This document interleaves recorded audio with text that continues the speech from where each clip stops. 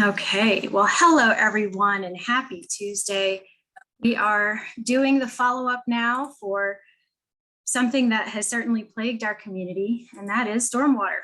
Everyone's feeling the impact of it, and it is not an issue that we arrived at overnight, but the goal is we can accelerate our ways to resolving it for the future. And I just really appreciate the community for being able to come together and be a part of this journey to work in concert with the county to identify different options, to share your different stories, your use cases. We've had a couple of different town halls, listening sessions, conversations.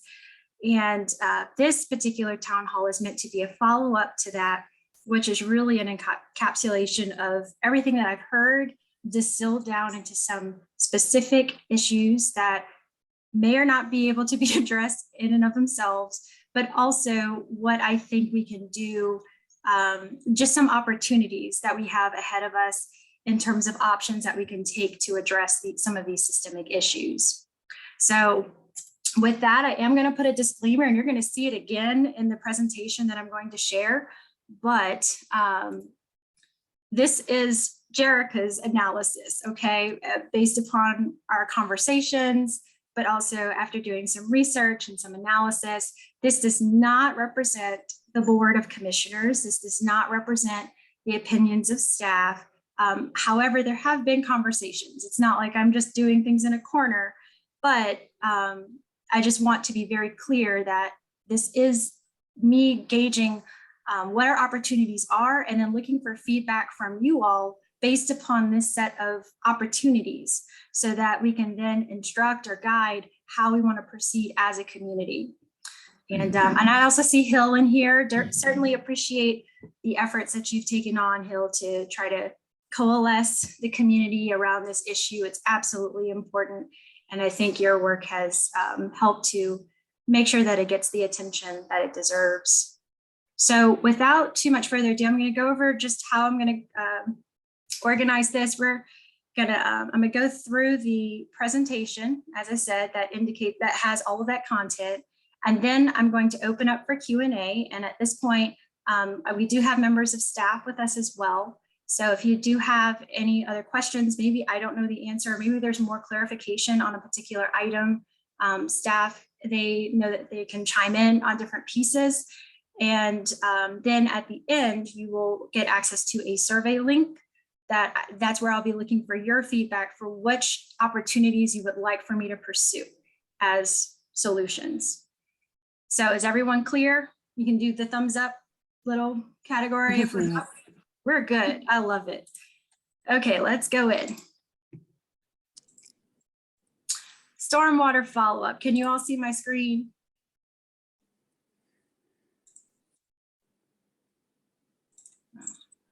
Can you all see it, or do you want to see it? Okay. Yeah. Great. So disclaimer again, this presentation does not reflect the opinions of the board nor staff. It's a recap of what has been shared to our office and my following research and ways that each issue can be addressed. So the first slide here is what contributes to the water problems and different considerations around the county. So why is this important is whenever we're doing some type of solutioning or looking for opportunities, you want to be very, very concrete in what are the issues or what are the gaps that could be addressable and how do we define that? And so this slide is really meant to put a lot of our stories into some categories so that we can look at these things and determine, have we solved it? Have we made progress? Is this still a persistent issue? So the first thing that we have on this list is roadway runoff. This is water that is flowing off of our county roads, private roads, and so on. There is water that flows through, and at times, or many times, it can be a lot for private property owners, and it certainly opens up different questions. But that is one of the things that came in pretty frequently.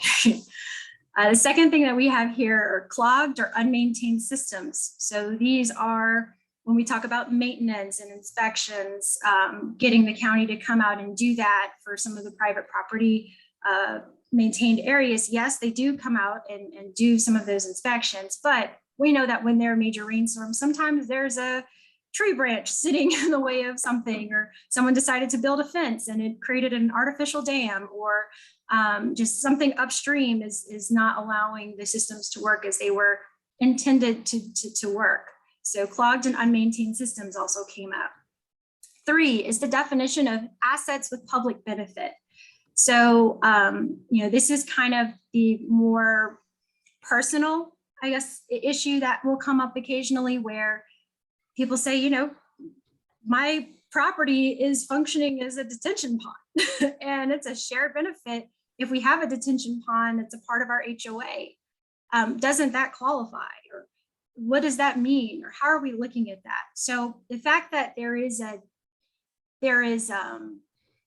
in a sense, not an exact alignment on how the public perceives an asset that's a public benefit versus how it's defined, that creates some issues in terms of maintenance and in terms of how remediation can even be pursued.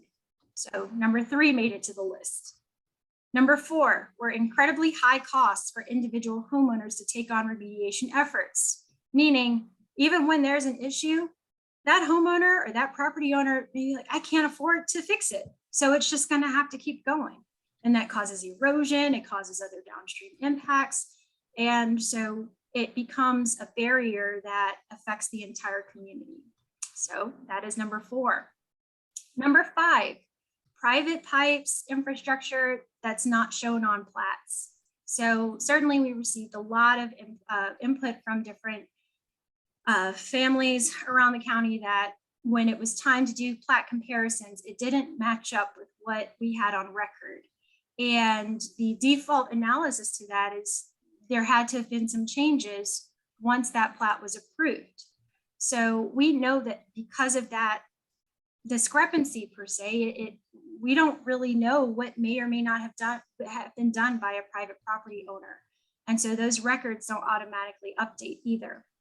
Not to mention there's a historical aspect to this where there may be some misalignment as well in terms of what was put down before we actually started tracking this. Now, just to add some more context here, because I know staff is on as well, there has certainly been an inventory effort done to catalog all of the private and public infrastructure that's in place.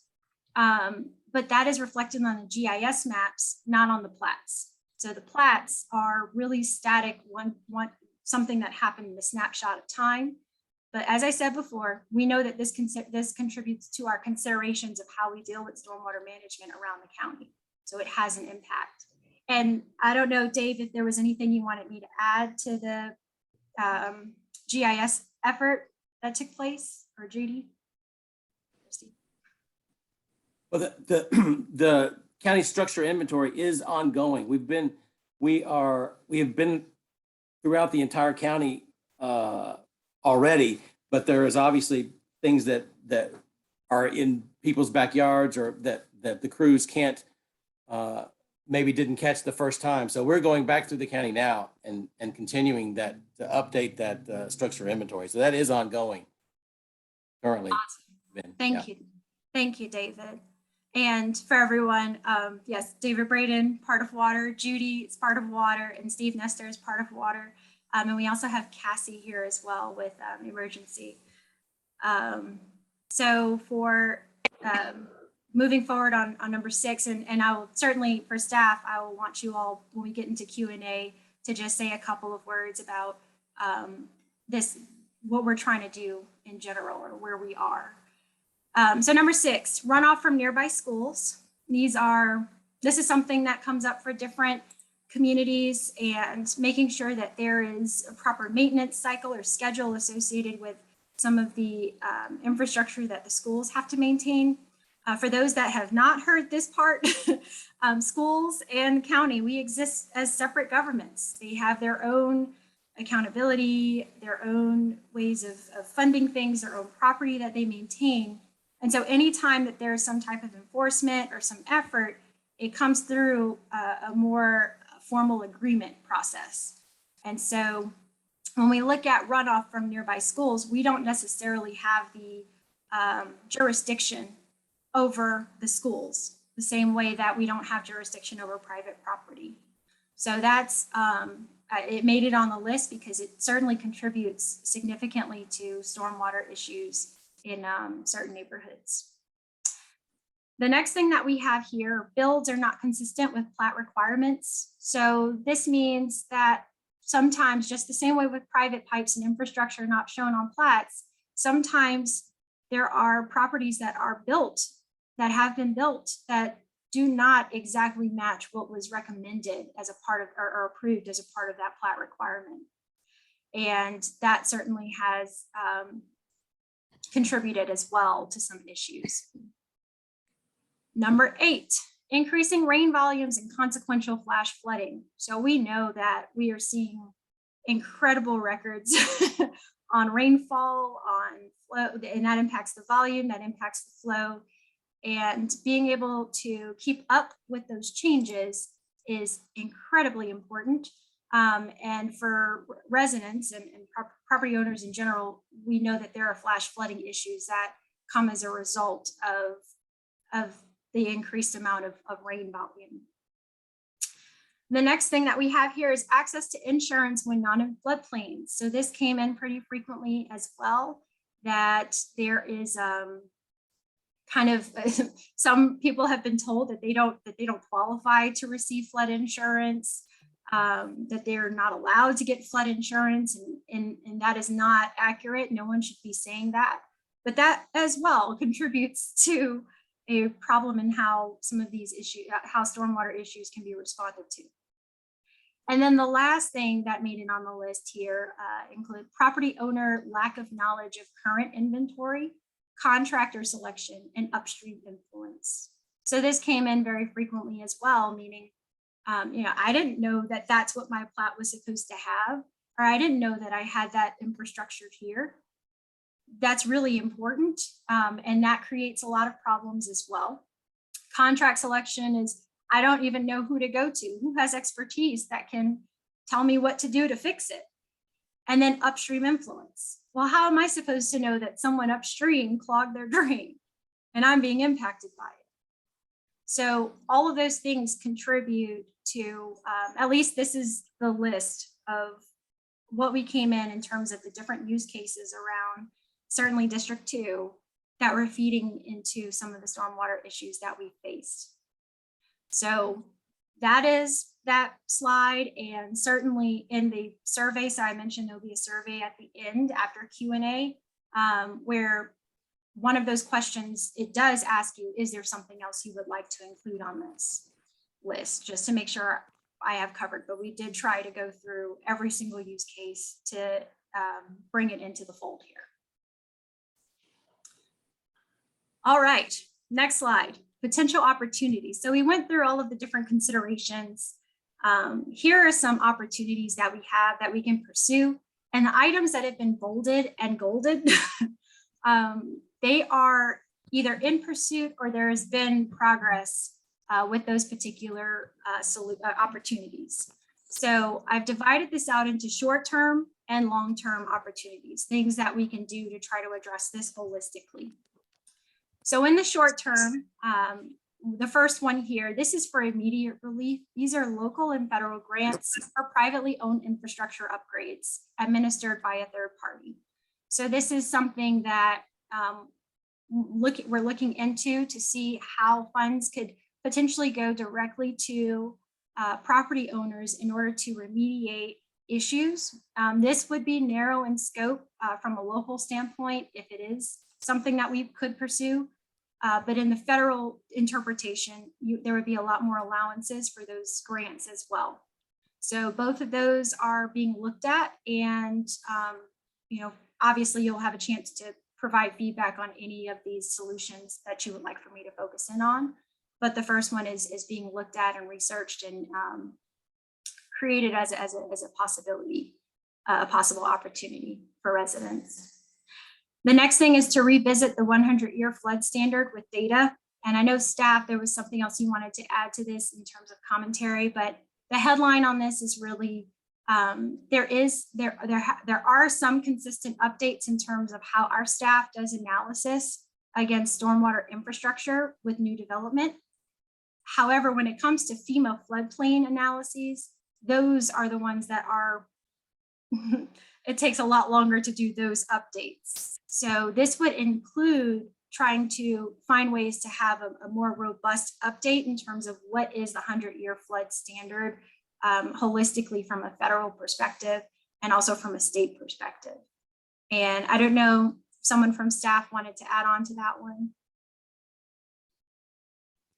I just want, this is Dave Brady. I just wanted to state that Commissioner is correct that obviously redoing flood studies is an expensive endeavor, and even when it's funded or even partially funded by the federal government, it's a pretty massive undertaking. So they don't do it very often. A cycle used to be five to 10 years, but I think that now that the feds have less and less money, that's probably being stretched out even further. But as far as the rainfall information and the stormwater intensity charts that are used for designing infrastructure and for developments, those do get updated. Like the NOAA, National Oceanographic and Atmospheric Administration, updates those periodically based on recorded rainfall data.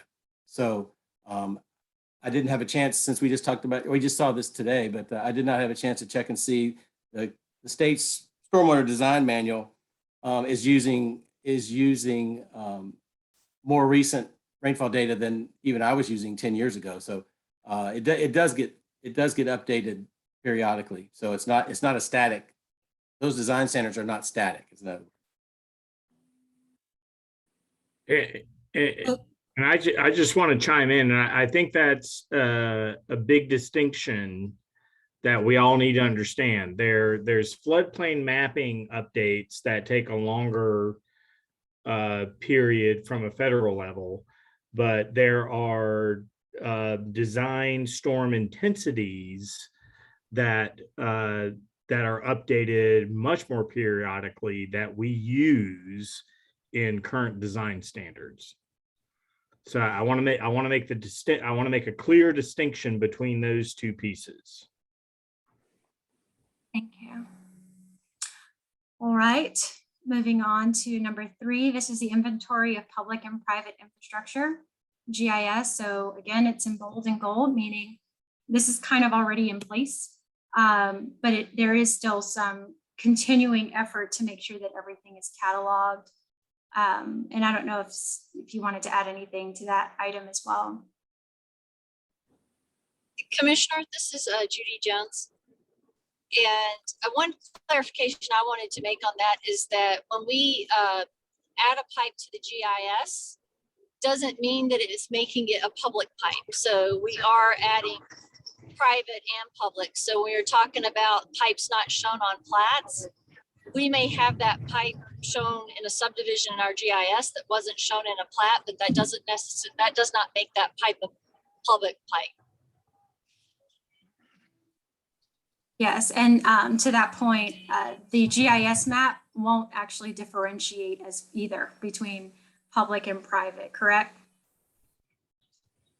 That is correct. Right now, we're just mapping the pipes, but we're not identifying which are public and which are private. Thank you. Well, number 4. So another opportunity we have is to pursue an intergovernmental agreement, also known as an IGA, with the Cobb County School District in order to address school runoff. How is maintenance done? What is the level of accountability for that? And so on. Number 5 is a pre-inclement weather sweep in right-of-way and main collector points. So this is taking that rainfall data and looking at where there tends to be a frequent there tends to be a frequent issue associated with cleaning some of the stormwater infrastructure, some of those points around the county, and basically doing something ahead of time when we see that there's a storm that's coming, a really bad one in particular. Number 6, public education and right-of-way cleanup efforts. So this is something that's a little bit softer, but would be really impactful for residents to basically know more about how to ask questions about their property or how to engage or what some of the rules are, or some of the definitions are, just so that we can all operate off of the same page as we continue to move towards some of the longer term solutions. And then right-of-way cleanup efforts, that's pretty straightforward. This is making sure that we're just cleaning up litter on a more consistent basis, but to make sure that we're just strengthening some of the efforts that support that from a community standpoint. Number 7, this is a public access list of pre-approved contractors open to all potential contractors. So the reason why this one is a little bit tricky as a short-term option is because when it comes to businesses, the government can't show undue favoritism or influence with regards to picking a business or a certain business's services, or why one is better to go with than another. And so the idea here is to identify what the legal concerns might be and see if there is a way to create a public list that is accessible to any contractor, so that property owners in the county can at least know where to start to begin to ask questions or find resources for them to do any type of remediation efforts. But 7 would require, like I said, a sincere look at the legal constraints, because we can't have undue influence on that side. Moving over to the long term. So long term is something that obviously can get started in the short term, but that it would have a long-term impact, or that it could be something that would have to be sustained. So the first thing listed here is the stormwater utility, which in the type of utility we're researching, because that's also in bold and gold, and you probably saw the agenda item that got passed last year regarding doing research around what a stormwater utility could be. What we're looking at is, of course, something proportionate to the stormwater contribution. So this is, if you've got a lot more impermeable surface, then you're a heavier contributor to stormwater issues. And so your share of that stormwater utility, that utility will look a little bit different than someone who just lives in a single family home. And also to look at stormwater, the way that utilities are structured is that many times there are credits, meaning if you do certain things, if you have certain infrastructure, if you have rain barrels or what have you, you can reduce that cost as well, that monthly share that your property would be incurring. But that stormwater utility would be able to go to funding some of these different efforts that we're looking at from a proactive nature, whether it be staffing or capital improvements. Those funds can go towards doing those types of efforts. Number 2 is to address pay and promotion to support proactive staff activities. So if you've been following the county meetings, you've seen that over the last couple of months, we've been having budget presentations from all of the departments and departments and agencies, and each department and agency has expressed to us their challenges, their opportunities, what it is that they would like to have in order to service the community based upon different demands. And also you would have seen a recurring theme around pay issues with regards to staffing, and that goes towards retention and recruiting efforts that the county takes on. And those indicators, they feed into some of the more the human capital, the lack of human capital resourcing that we have as a county in order to accommodate some of the more proactive activities. And so we are incorporating that as a part of our analysis in how we're looking at all of these budgets and where to best allocate the funds, your taxpayer dollars, so that we can adequately service the community in areas of need. So bold and in gold, but to address pay and promotion to support proactive staff activities. Number 3 is to reduce roadway runoff as a part of the mobility plan. So if you've had a chance to sit on one of the tour stops during the priority tour, it's still going on, but you would have had a chance to hear about the mobility cob plan, which is specific the vision to District 2 that I'm discussing here. And as a part of that vision, it includes reducing stormwater runoff, whether it be through design or through just intentional efforts.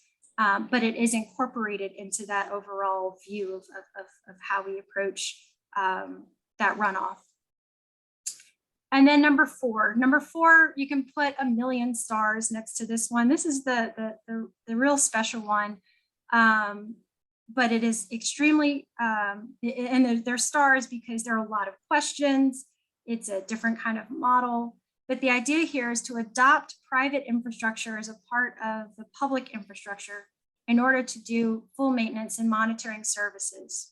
So what does this mean? It means to begin to look at our stormwater management as less so each property owner having their piece of the pie to a model where there is a stormwater network and that network gets serviced. So this model doesn't really exist, and that is why there are stars next to it. And there are certainly some legal questions, some other obstacles that we would have to solve through if this was a direction that the community wanted to go. But in the way that I would liken it is the same way that we have a roadway network or a broadband network or a water network.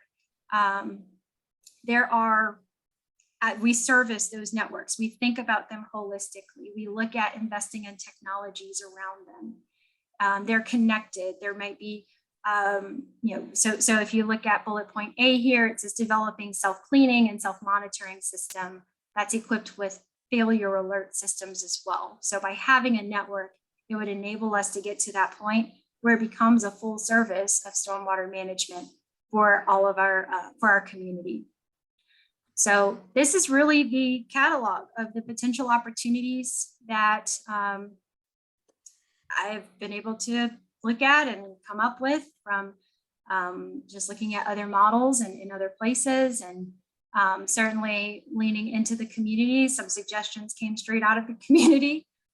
And I hope that you all see, we have a very intentional effort to try to address this holistically so that we're not looking at major issues down the road, but that we can actually be a model for how other communities could get ahead of stormwater issues as well. So with that, this is an opportunity to do Q&A, but before I move to Q&A, I would like for Cobb County staff to do a brief introduction of themselves and just kind of Judy, if you can just share a little bit about where we are in general at a high level when it comes to this topic. Hi, just to let you know, the reason I don't have my camera on is because I'm traveling right now. But as far as the high level topic, do you just want me to cover what we're doing, looking at the stormwater services and stormwater fee, or were you thinking about something else? Yeah, I mean, just where are we as a county in looking at this? I know you've gotten feedback from myself, from some other members on the board as well, and perhaps you can just shed some light for some of the conversations taking place. So, I mean, we're looking at what services other counties provide for stormwater, and compiling that. We have, gotten some input from you, as some of the things that you would like to see. And then we're also looking at if we were going to implement a fee, what that would look like, if just to provide the services we're providing today, and then what that fee would have to be increased if we wanted to add additional services. Thank you, Judy, and thanks for all that you're doing. David, you want to introduce yourself? Yes, ma'am. David Braden. I'm the division manager for the stormwater as part of the water system. Just to add to what Judy was saying about our looking into, and we have been considering a stormwater utility for years ago as well, but it did not get any traction with the Board of Commissioners, at least the ones that were in place at that time. But we do, Judy mentioned the fact that we're looking at different levels of service for, and what that would cost, because everyone is paying for stormwater now, but it's being paid through how much water, it's being determined based on how much water you're using, which, as you mentioned in one of your bullet items, that is disproportionate in, or usually disproportionate in how much runoff you're generating as far as how much impervious surface or the property that you own, how it impacts stormwater off of your site. So that is something that we would be proposing, is a different way to compute that fee. So it's distributed based on how much impact you have by stormwater, not how much water you're using. But yeah, as was already mentioned, we are severely understaffed, not only the water system, but particularly stormwater. And part of that is ability not to be able to fill positions because of the market for those individuals and not being able to pay what it would take to get them in-house. So that is an issue. And that's one of the reasons you have on there looking at staff and pay, is to try and close that inequity. Thank you, David. Stephen? Take myself off mute. Hi, I'm Steve Nestor, Deputy Director with the water system. I'm working with Dave Braden and Judy to, try and figure out and chart a better course forward. When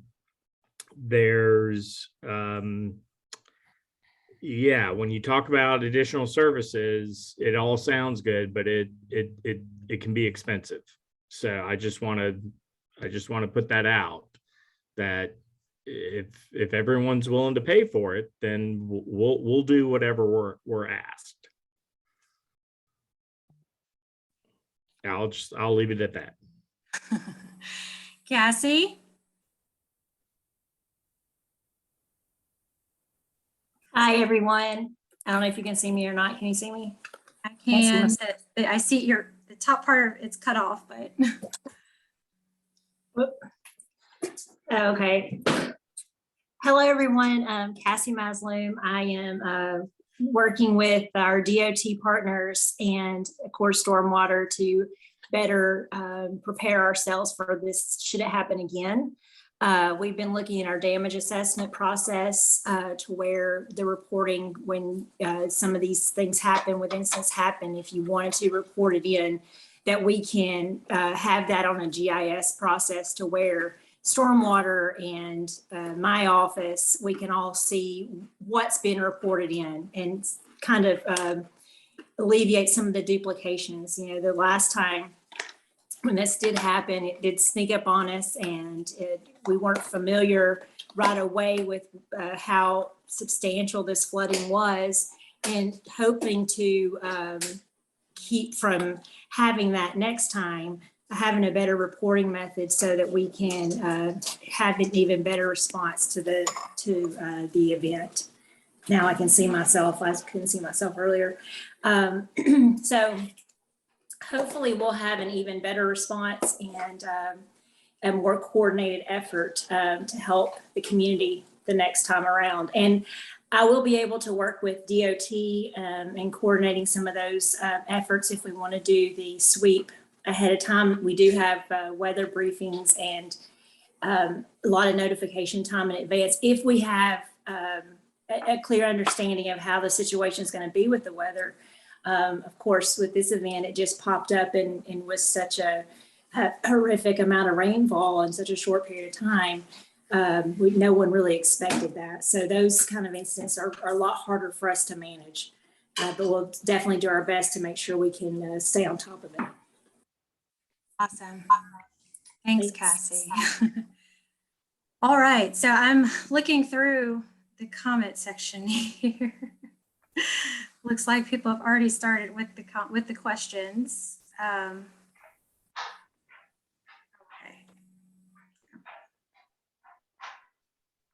I'm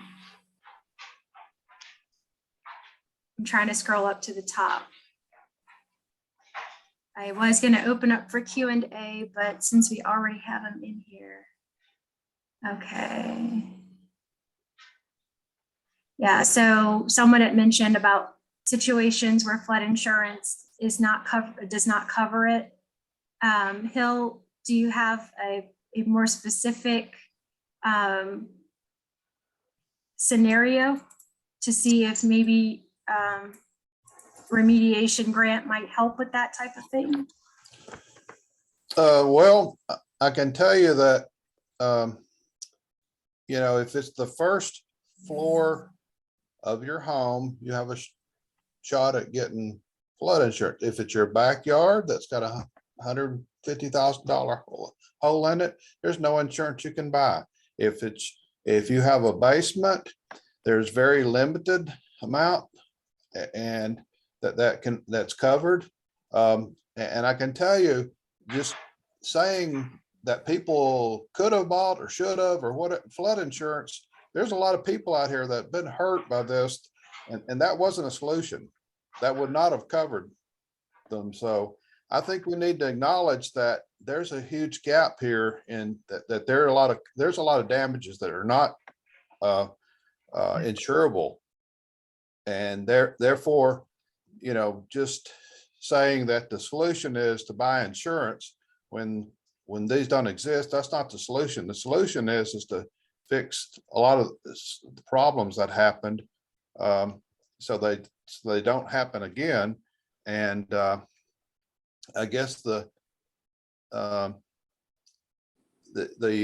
community, whether the community supports this or not, is not going to come about by saying, well, if you guys want to pay for it. It's going to come about by helping people in the community understand the need for it, and understanding that we've got 40, 50-year-old infrastructure that's failing all over the place, and that we as a county don't have a way to pay for it. And it's not something, these pipes that were put in by developers as part of a stormwater drainage system for a community that were not shown as built on plats, and now we're putting it to homeowners because they don't have there's not a record of them because they weren't on the plats originally, when the plats were made before improvements were done. That's not a viable solution either. So we've got to help the community understand, if we're going to have a vehicle to finance this, we've got to help the community understand why we need that. You can't just be well, if you want it or not, because we can't keep letting this happen to people in the community.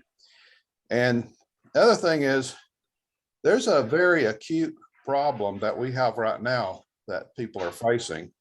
And I would hope that we could put some more emphasis on that aspect of it.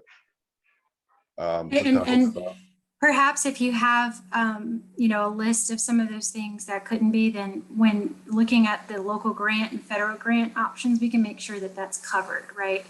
I agreed, flood insurance doesn't cover everything, but it certainly isn't good if people are telling people that they can't get flood insurance or they don't qualify for it. And so I just wanted to make sure that it was on the list, but it in and of itself doesn't solve anything that we saw for the September 7th specifically. Okay, I'm seeing runoff should include churches, shopping centers, commercial, and real estate. Yes, and I know certainly when we're looking at a stormwater utility, it does. So I can expand that list just to make sure that we have that for our records. You know, my presentation, it can be in there as well. No, I can't. Okay. Becky, I'm not sure what you're referencing, but I saw a few other comments. I'm going to try to get around to your question when I get there. None on the list from Covered Bridge Condominium Homeowners Association. Okay, Kathy, I think yours is similar to Becky's. What list? Becky, perhaps you can help me. Is there a list that you're referring to? Yes, what is the list that I can add my pipe to? Because I notified stormwater management of my crushed pipe back in September. So I want to make sure that my pipe and my section's on the list. Okay, got it. So I did see that follow up in there. I just wasn't sure if there was another list you were talking about, but I appreciate the clarification there. What is the status of the project list where failing systems need replacement and repair? I know there have been several that have come through. I don't think there have been too many tied to this particular incident, but you know, if someone from staff can kind of talk about some of the projects that came through District 2 regarding some of our field systems or improvements that we're working on.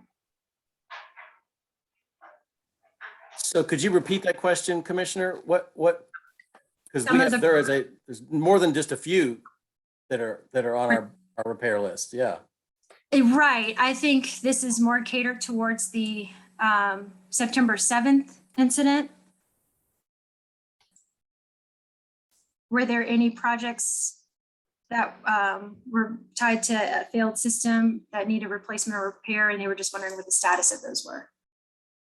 Yeah, I'm at home, so I don't have access to that from here. But yeah, there were a number, more than a few number that were identified during that. Again, some of those were private systems that we can't touch, but others of them are obviously they're down as projects. But even if they just occurred in October or in September, and yet there is another project that happened prior to that is a higher priority, then that one's the ones that are higher priority are going to get done first, because they're either impacting a structure, they're impacting somebody's access to their property, and others may have just happened, but they're in September, but they're located in the backyard or farther back where it's not impacting a structure or someone's access to the property. So It's impacting my structure. It's 10 inches from the foundation of my house. Don't tell me it's not impacting my structure. That's I ridiculous. have no My idea which neighbor's pipe we're driveway talking is about. But crushed. They can't get to their house. If Right. the ambulance needs to come, they can't come in. Right. And I know, Becky, your situation is pretty extensive. And I know we were scheduling a follow-up to just understand what exactly came out of that one, but I do know that there yeah, have we can been look some at that. other. And what just for my notes, I can take back tomorrow. What's the address on that, Becky?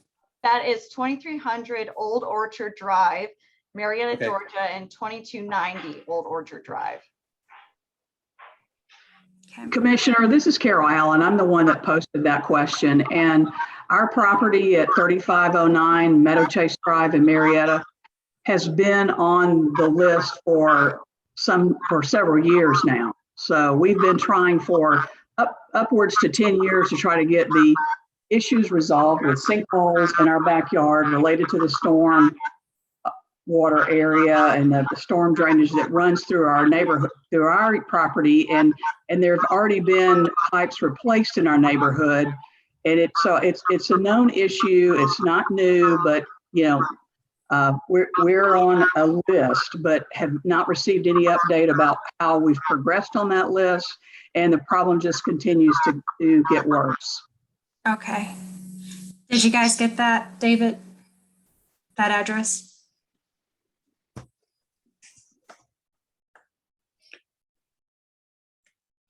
Sorry, I was still muted. Sorry about that. That was the 3509 Meadow Chase. Yeah, I got that.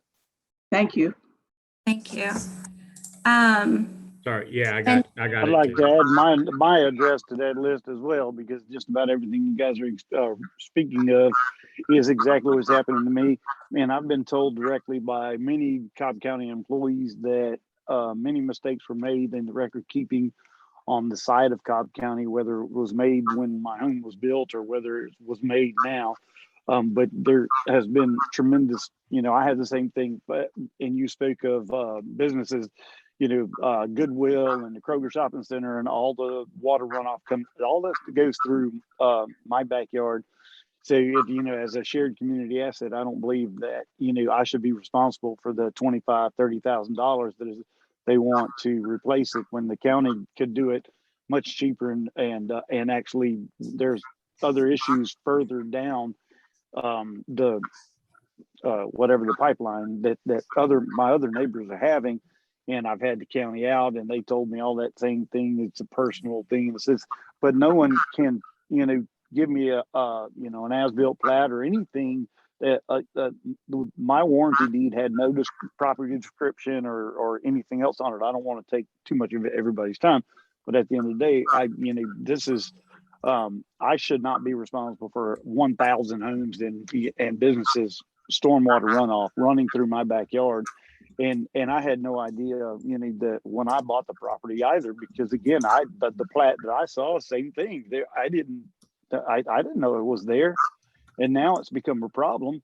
And all of a sudden it's my problem. And I'm on the hook to fix it when it's actually, as I said, it's a shared community asset. So that's the way I see it. So thank you for listening.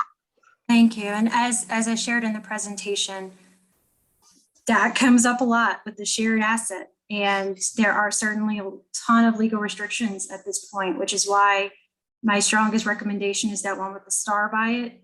But again, that one with the star by it, which was treating it as a network system, where we are taking all of that infrastructure in, is a real shift from how every other jurisdiction treats stormwater management.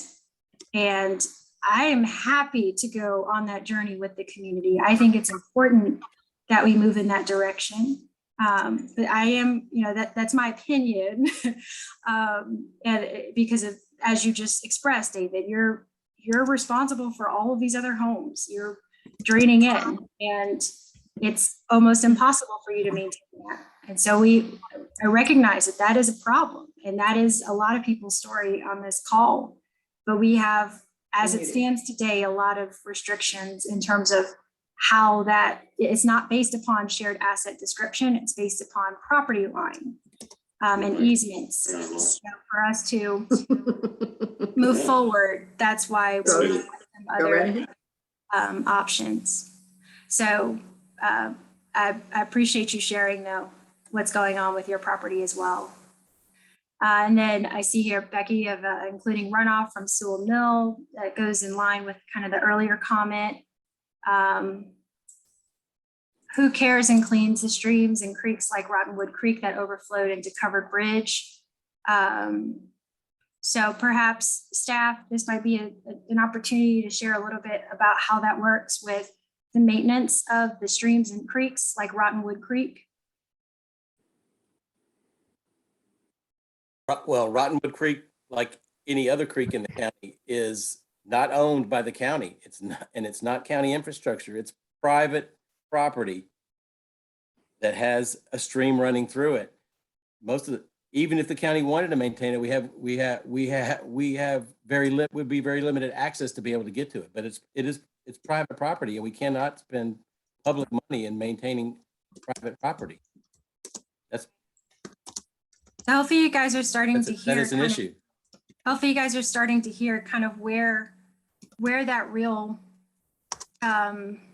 opportunity exists, right? So like I said. But the problem with that is that the water is not coming from the stream. The water is draining into the stream. And I think, I'm hearing, Commissioner, and thank you all for your time. And I'm hearing the staff toe the government line, but I'm also hearing all the people whose property has been damaged tremendously.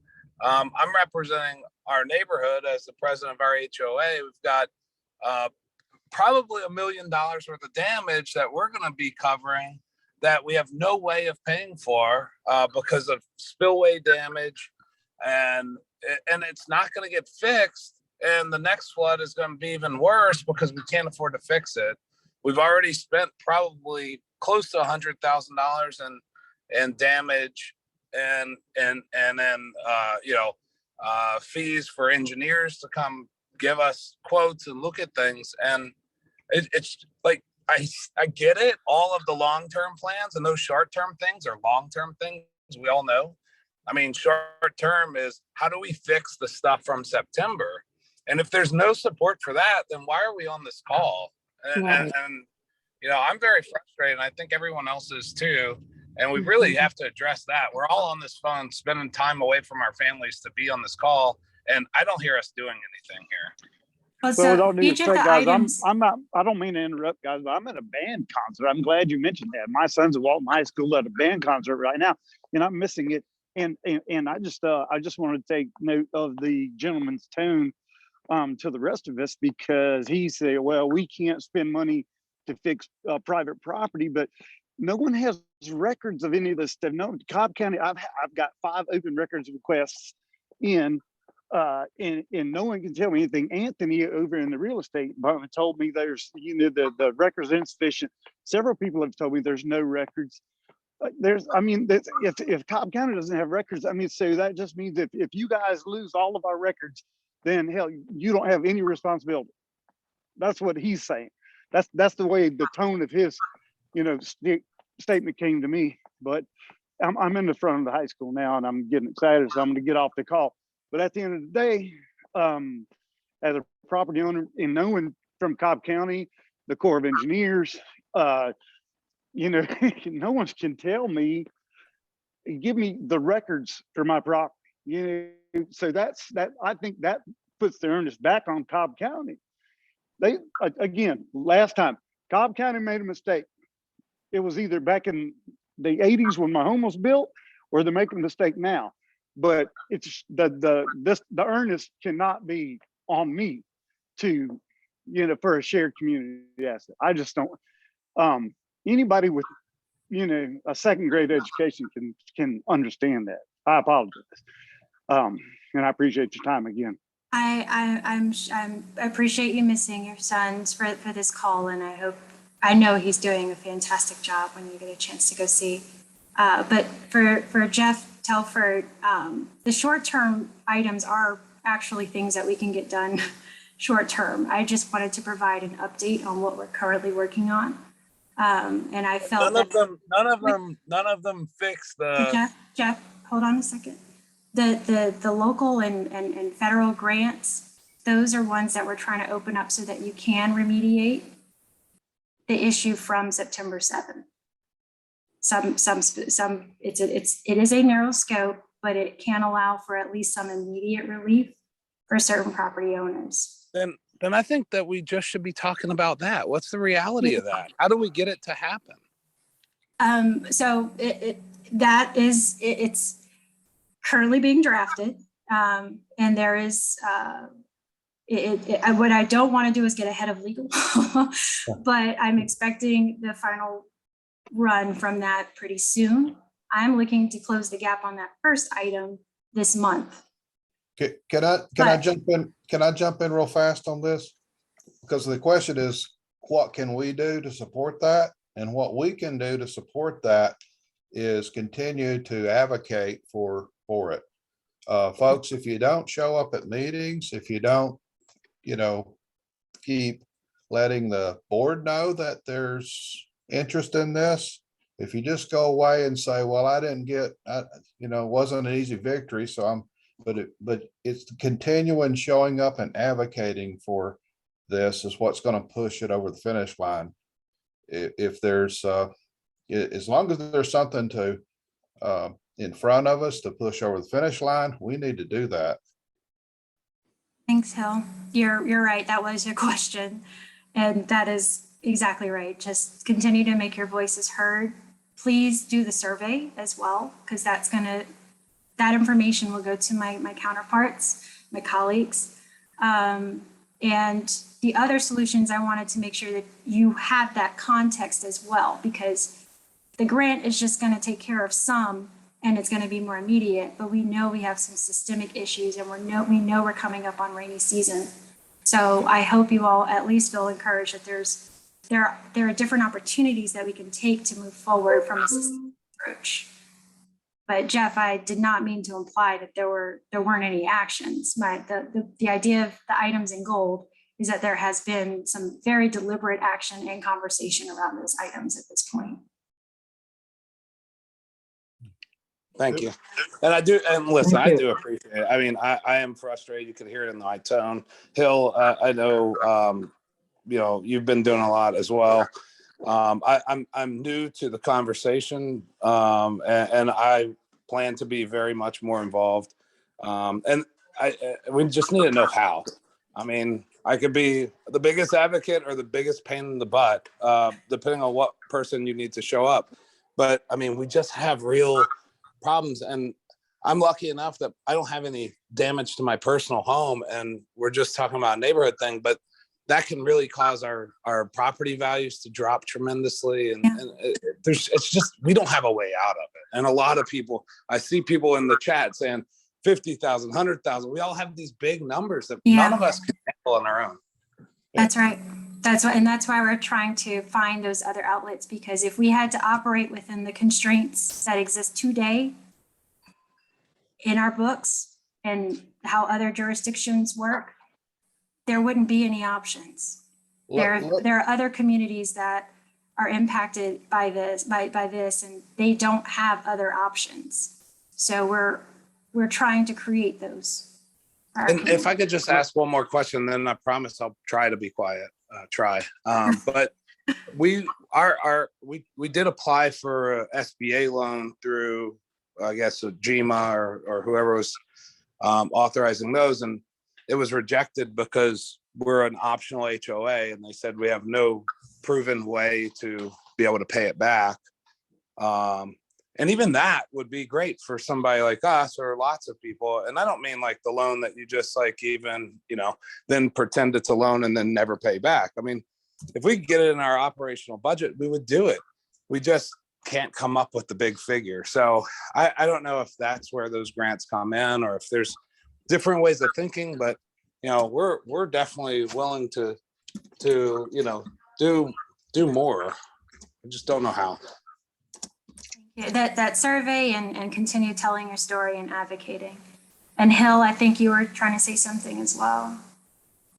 Yeah, I just wanted to jump in there that there was just a large sum of money allocated at the state level that can be used for stormwater. I'm not sure what all the guidelines are, but I've just seen that legislation was passed this week. And I'm in the process of trying to find out the details. I know that that there was a group of lobbyists that were trying to get another bill passed that would address more of the long-term issues from maybe increased intensity of storms. But this is apparently something that communities can use, as I understand it, to address issues. So okay, I haven't seen that bill come across. I know there was a grant opportunity that was available for more specifically public infrastructure that we were not awarded as a county, and we're looking into what the reason for that was. Yeah, this is like within the last day or so. So unless you've looked at, okay. I mean, this is just, I've just seen it. So, and it apparently is for infrastructure kind of projects. Yeah, if you have it, send it over. If you don't, I'm sure I can find it. So either way. I'm looking at getting it, but anyway, there is some, I'm working through my state contacts to get more information on that, but I just sort of popped out of the blue. So there are some other things that are coming out. But we need to keep pushing as long as there's any hope of any fundings. I mean, for the acute problems in the short term, but for long-term things, creeks don't get filled by themselves. It comes from somewhere, and when somewhere is getting much worse, and that after things are built, and that's a continuous story I've heard, that is not something any of us can manage on our own as citizens. We just can't. When Kroger, when a deluge comes down from Kroger and apartment complexes and stuff and through our neighborhood and rip stuff up, that's just one example. Or the other common thing I hear is since they built that school, the water's a lot worse. Those kinds of things we can't manage. So that is something that we're looking at the county to do. And the thing is that there's lots of information and stories out here that and experiences that people have that need to be looked at and checked into, not just dismissed. I mean, if something's causing a problem upstream and causing a damage that we didn't used to have, it needs to be looked at and tackled by the county. We're not equipped to do it. And I appreciate all of that commentary, Hill, and to the idea of the new development, the schools. There's certainly a huge maintenance component to that, because a lot of study went into building systems that are supposed to decrease or maintain the existing stormwater runoff, and so we know that the maintenance of that build, it's out of whack. And so that's again where we have those opportunities to look at proactively addressing that. I've seen some incredible pictures of things blocking some of these drainage ways. I think I saw another just for David Braden, the 630 Denard's Mill. Martha, just wanted to let you know that one is being looked at. So that staff has that. Thank you.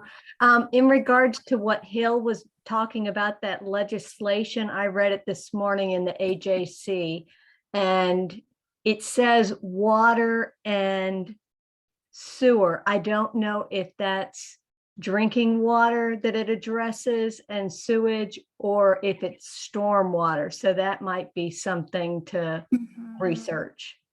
I will share with the ARPA funds, that was a part of, if you were watching a board meeting during the conversation about the researching the stormwater utility, I made the comment about ARPA having difficulty being applied to stormwater projects. And that was because there were a lot of limitations there and focused more on clean water aspects. But about a week ago, they came out with some new guidelines that opened up some more flexibility within ARPA. I'm not saying it's all the way flexible, just some more flexibility. And so we're making sure that that's a part of all of our reviews and the different proposals that we're putting together. Let's see. Someone wants a specific list of work that's being done. Valerie, I can work on creating that list. Let's see. And because we are past time on this particular meeting. So I'm going to go ahead and share the link because I really want everyone to provide their input, their opinion on what they would like for us to focus on, to look into, and any other ideas that you may have as well. So it's not restrictive for you, but thank you, Leah. I missed that you posted it too. So everyone say hi to Aaliyah. She's my right hand and works really hard to try to keep all the trains moving within the office. I will post this link on cobflood.org. Okay. So if you need to get the link later for some reason, I'll also have it posted there. And I'll provide a copy. I mean, everyone will get a copy of the video, but I would like to have the recording placed as well. I think it provides needed context for the survey too. Sure, and I can also email it out. And if you're not on the email list, then go to cobflood.org and you can sign up. Awesome, thank you. And I am saving the chat, so I may not have gotten to your question or comment in this meeting, but it doesn't mean that I won't. But I just appreciate everyone for taking the time to spend your evening with me. Move your calendar around if you had to. I hope this was informative. I hope it was encouraging, and I hope to be able to continue to walk into the future with the right solutions for our community. Thank you, Commissioner, for your time and for making time for us. It's much appreciated. Absolutely, and we have staff here too. They staff as well. Thank you so much, guys. I appreciate everybody's hard work and have a wonderful, Thank you. wonderful Tuesday. Night. Thanks, Commissioner. 完了，我要告诉他，要说他不回答了。